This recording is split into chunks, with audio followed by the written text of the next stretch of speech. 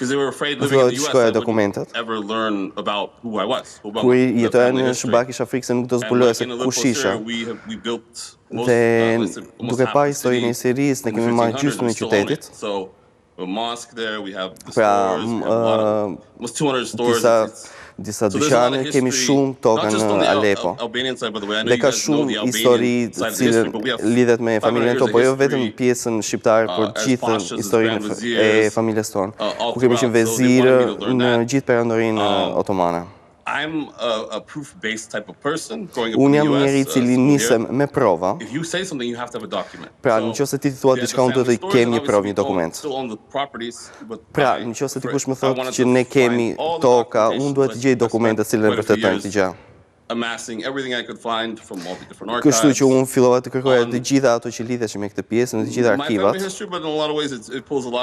Por kjo nuk ka të bëjë vetëm me historinë time, por me gjithë historinë e Shqipërisë për të vërtetuar. Dakor, po ju keni rëmuar në dokumenta, me siguri keni kriju dhe pemën e familjes tuaj. Deri ku arrini në rënjtë e juja? Se normalisht një degë e kësaj familje pas ka ikë në... Ne kemi parë pemën, por historia nuk funksionon kështu.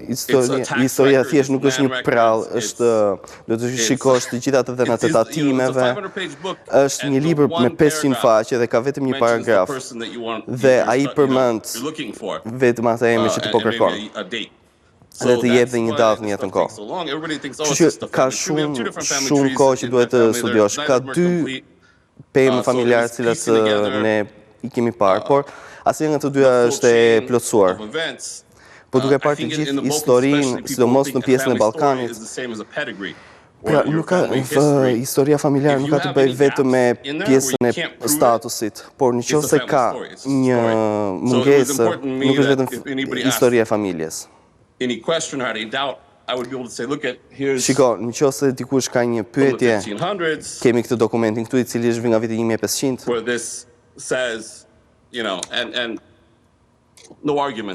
Dhe kjo t'i jep prova për atë familje. Dhe të mesjetës, jo e kuptoj, në çfarë periudhe të mesjetës Pali u bë Ahmet Bey?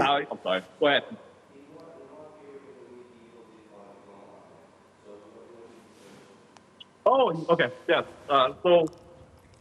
Të gjithë janë të interesuar në këtë pjesë. Pra, po nisë që atje. Pra, a i kishte 2 bi, Nikolën, i cili shkoi në Itali, biri i tij ishte Pregoni. Ai u kthye në Shqipëri për të nisur një rebelim, por nuk funksionoi. Dhe në këtë periudhë Venediku premtoi që do jepte shumë ushtri, por nuk arriti të përmbushte këtë premtim. Kështu që ai u detyrua që të bënte paqe me otomanët. Në këtë pikë të historisë ai bëri një marrëveshje me sultanin. Dhe në vend që t'i jepnin një pasha, ata kishin arqipeshkvin, i cili ishte në atë pjesë të Shqipërisë. Dhe paguheshe një harash në pjesën e sultanit. Por taksa në atë pikë ishte më e vogël se në atë të tokat të vërdall.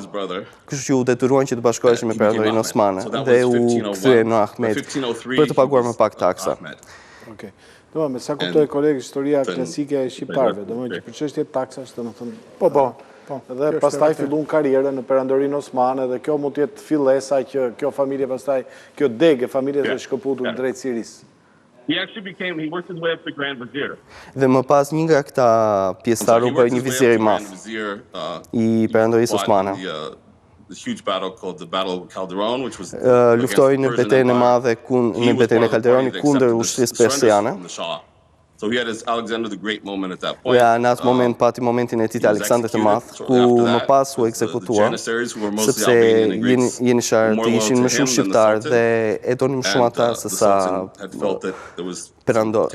sultanin. Dhe në këtë moment sultani pati frikën në një rebelimi nga ai.